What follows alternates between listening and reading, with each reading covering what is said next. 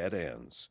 Ponds, I've had dogs over there numerous times, searched cemeteries. I probably know that terrain better than some of the residents who live on the island.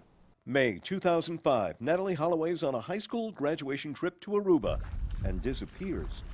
Suspicions fall on 3 young men she's seen leaving a nightclub with, 2 brothers, and a Dutch national, the son of a judge, 17-year-old Joran van der Sloot. They first say that they dropped Natalee off at her hotel. Then the story changes. The brothers say that actually they dropped Joran and Natalee off at a different hotel. And Joran says that's where he left her, on this beach, alive and well. Hundreds of tourists and locals search for her. Authorities detain a number of people, then let them go. Dutch fighter jets are even flown overhead, scanning with sensors. Nothing is found. Many, including her father, believe Natalee's the victim of foul play, her body thrown in the ocean. Joran van der Sloot is never charged. The case goes cold.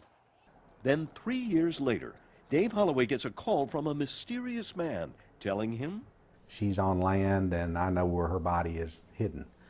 And my initial thought was, oh, this is another crazy. You have had a lot of those in this story, I would. Quite a few. Holloway dismisses the lead, and the years drag on.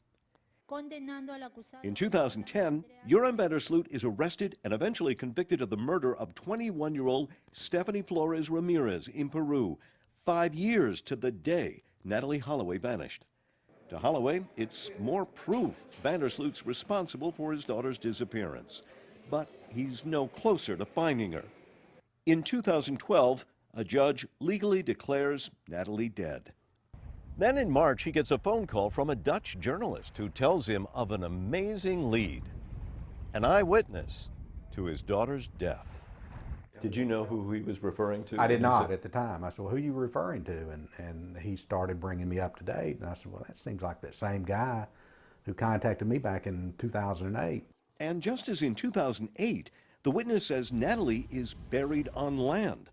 After years of disappointment, Holloway is afraid to believe it. And I thought, well, yeah, I can't go here because I've gone through so many of these where they had details and facts and it turned out to be nothing. So he asks a private investigator to check the witness out. And soon the investigator calls back.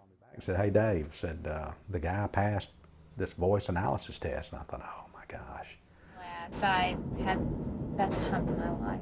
Now, for the first time in nearly a decade, the dad who never gave up dares to hope he may finally bring his daughter back home.